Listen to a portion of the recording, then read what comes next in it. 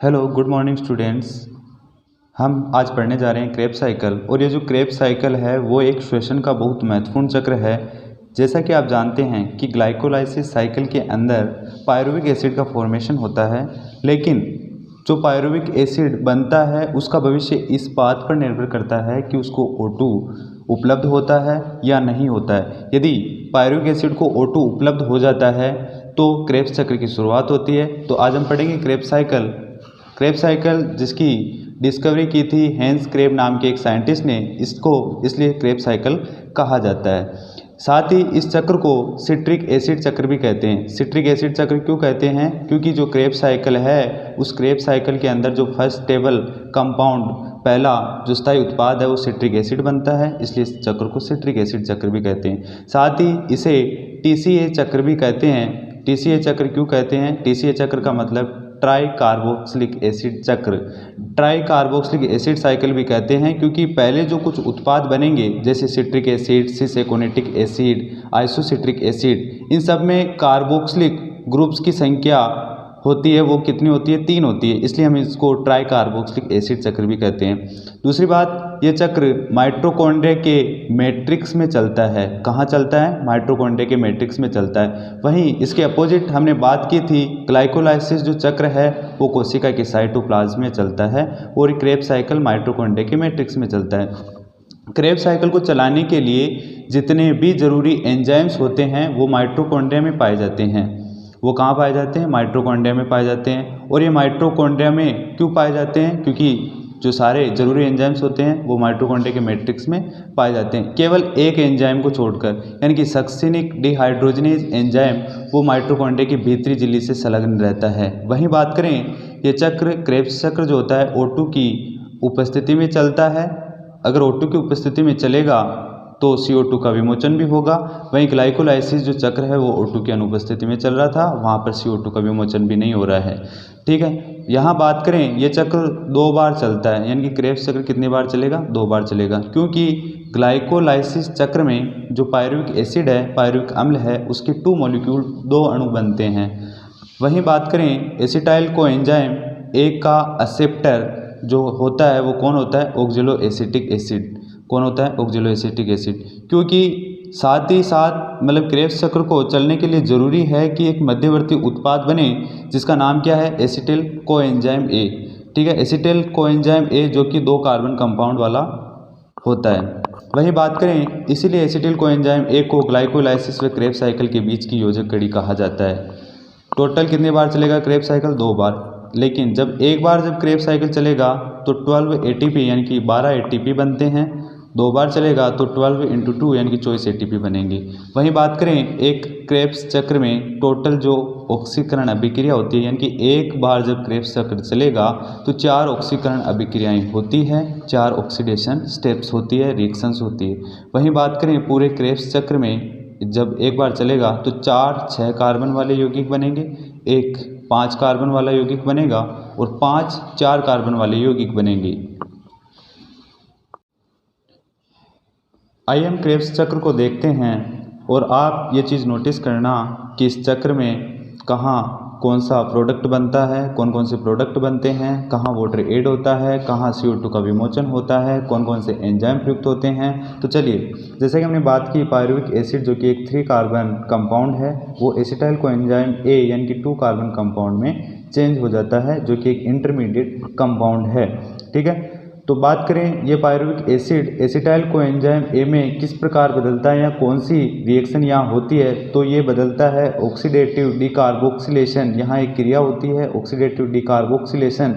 Oxidative decarboxylation क्या होता है? यानी कि यहाँ 2 क्रियाएं होती है, ऑक्सीडेशन भी होता है और डीकार्बोक्सिलेशन यानी कि विकार्बोक्सिलीकरण भी होता है। ऑक्सीडेटिव यानी डिहाइड्रोजनेशन, डिहाइड्रोजनेशन यानी हाइड्रोजन का रिमूवल और डीकार्बोक्सिलेशन यानी कि CO2 का विमोचन। अब ये ऑक्सीडेटिव डीकार्बोक्सिलेशन किसकी प्रेजेंस में होगा? तो यहाँ एक एंजाइम प्रयुक्त होगा पायरुविक डिहाइड्रोजनेज। क्या नाम है एंजाइम का?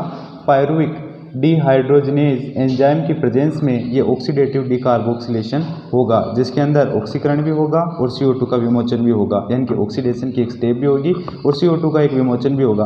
तो जो ये पायरुविक डिहाइड्रोजनेज एंजाइम है ये एक मल्टीपल कॉम्प्लेक्स एंजाइम है जिसके अंदर लाइपोइक एसिड, जिसके अंदर क्या क्या आते हैं, लाइपोइक एसिड, और एक तो आता है लाइपोइक एसिड, एक आता है टीपीपी यानी थायमीन पायरोफॉस्फेट, एक मैग्नीशियम आयन, एक एनएडी और एक कोएंजाइम काम में आएगा। ठीक है, और यहीं पर इसकी प्रेजेंस में ऑक्सीडेशन की क्रिया होगी, जिसके अंतर्गत हाइड्रोजन का रिमूवल होगा, और यह हाइड्रोजन गेन कौन करेगा, एक मॉलिक्यूल ऑफ एनएडी, यानी कि एनएडी बदल जाएगा NADH2 में, और एनएडी इस NADH2 में मैग्नीशियम आयन की प्रेजेंस में बदल जाएगा।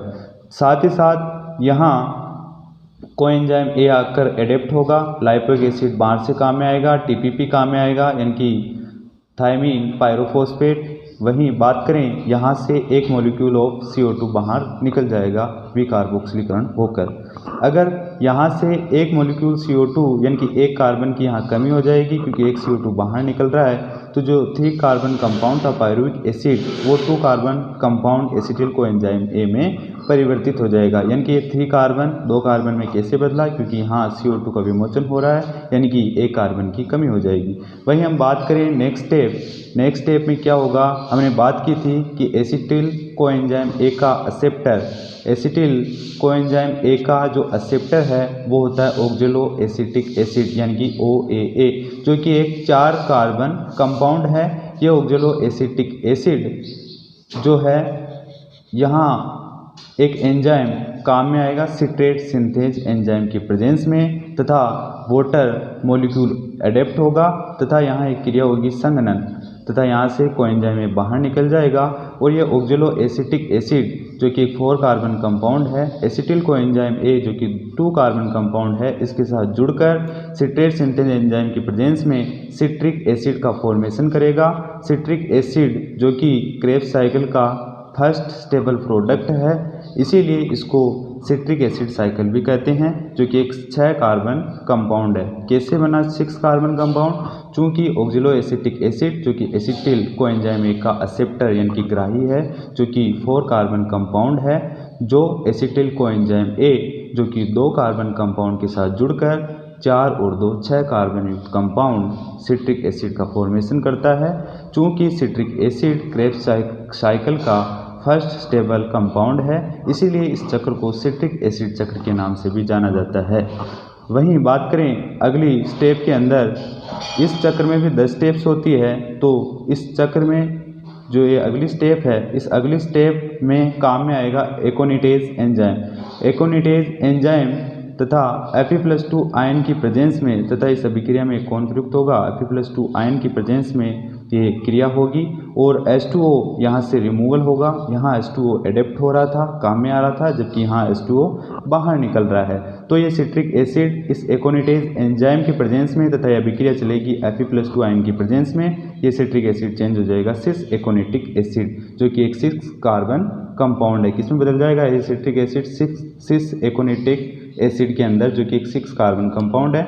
नेक्स्ट स्टेप में हम फिर देखेंगे कि ये नेक्स्ट स्टेप में सिस एकोनिटिक एसिड वापस एकोनिटेज एंजाइम की प्रेजेंस में, तथा ये अभिक्रिया चलेगी Fe+2 आयन की प्रेजेंस में, तथा यहाँ वाटर का एक मॉलिक्यूल एडेप्ट होगा, यानी कि काम में आएगा। यहाँ निकल रहा था, यहाँ काम में आ रहा है, तो ये सिस एकोनिटिक एसिड वापस बदल जाएगा आइसोसिट्रिक एसिड के अंदर, जो कि एक 6 कार्बन कंपाउंड है। तथा बात करें नेक्स्ट स्टेप के अंदर वापस एक एंजाइम काम में आएगा, आइसोसिट्रिक डिहाइड्रोजिनेज एंजाइम।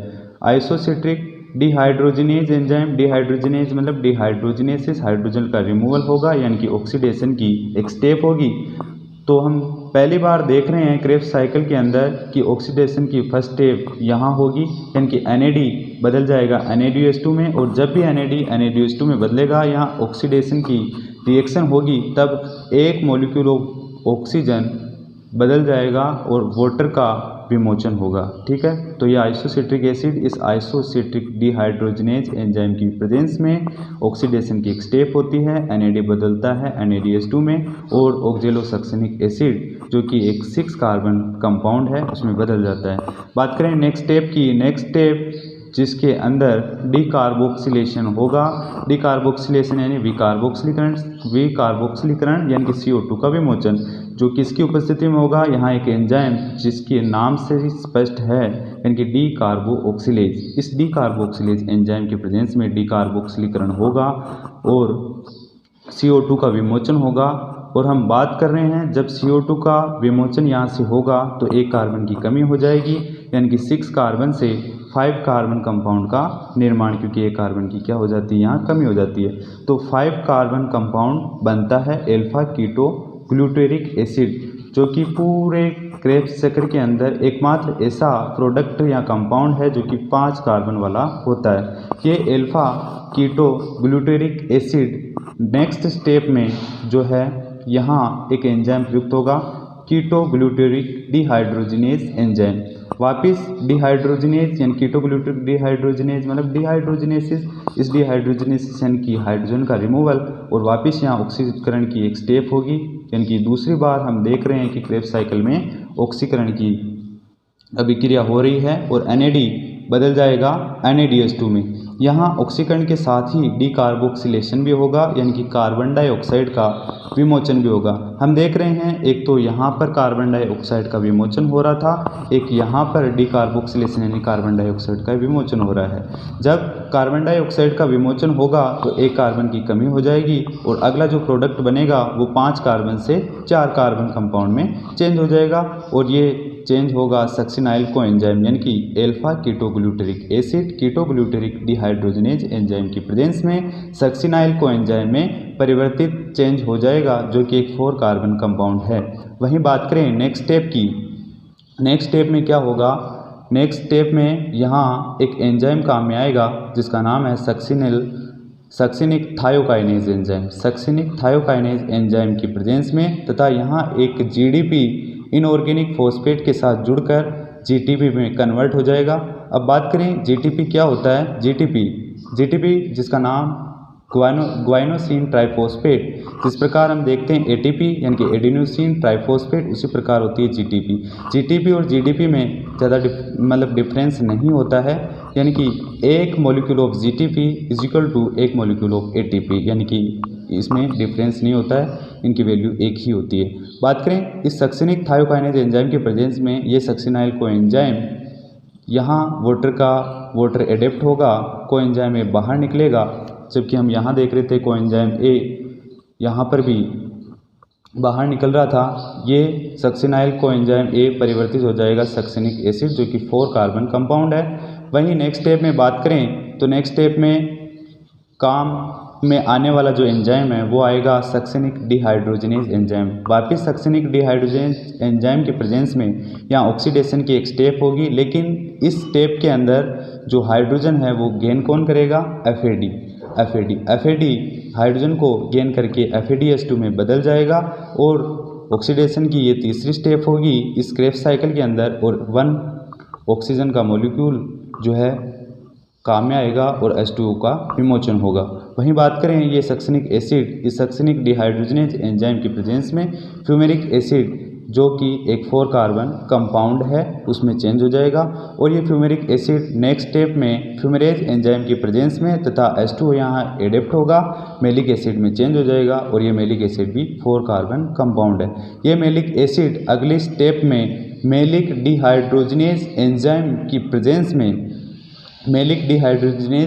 की प्रेजेंस में यहाँ भी ऑक्सीडेशन की एक और स्टेप होगी, यानी कि हम देख रहे हैं इस क्रेब्स साइकिल की ये चौथी ऑक्सीडेशन रिएक्शन है जहाँ ऑक्सीकरण हो रहा है, और ये NAD इस NADH2 में बदल जाएगा और 1 मॉलिक्यूल ऑफ ऑक्सीजन काम में आएगा और H2O का विमोचन होगा, तथा ये मेलिक एसिड इस मेलिक डिहाइड्रोजिनेज एंजाइम के प्रेजेंस में ऑक्जेलो एसिटिक एसिड का फॉर्मेशन करेगा, जो कि एक 4 कार्बन कंपाउंड है। आगे चलकर यह ऑक्जेलो एसिटिक एसिड वापस इस एसिटाइल कोएंजाइम ए के साथ जुड़कर सिट्रिक एसिड का निर्माण करेगा। इस प्रकार ये क्रेब्स साइकिल एक बार पूरा होता है, और क्रेब्स साइकिल जो कि 2 बार चलता है, 2 बार क्यों चलता है, क्योंकि ग्लाइकोलाइसिस साइकिल में ग्लूकोज के एक अणु से पायरुविक अम्ल के 2 अणु का फॉर्मेशन होता है, और एक बार जब क्रेब्स चक्र चलेगा तो एक अणु ही पायरुविक एसिड का काम में आएगा, और हमारे पास पायरुविक एसिड के 2 अणु हैं, इसलिए 2 बार चलता है। वहीं बात करें ATP अकाउंट की, अकाउंट की जो कि वेरी इम्पोर्टेंट है और यहाँ से प्रश्न बनता है, यानी कि ATP का अगर हम काउंट करें तो उससे पहले हम 1-2 चीज़ जान लेते हैं कि एक NADH2 एक NADH2 का मतलब होता है 3 ATP। कितना होता है? 3 ATP। वहीं एक FADH2 का मतलब होता है 2 ATP। कितना ATP? 2 ATP। वहीं बात करें एक GTP ग्वाइनोसिन ट्राइफॉस्फेट, जो कि हमने बात की थी, इसकी वैल्यू 1 ATP के बराबर होती है, यानी कि इनमें डिफरेंस नहीं होता है।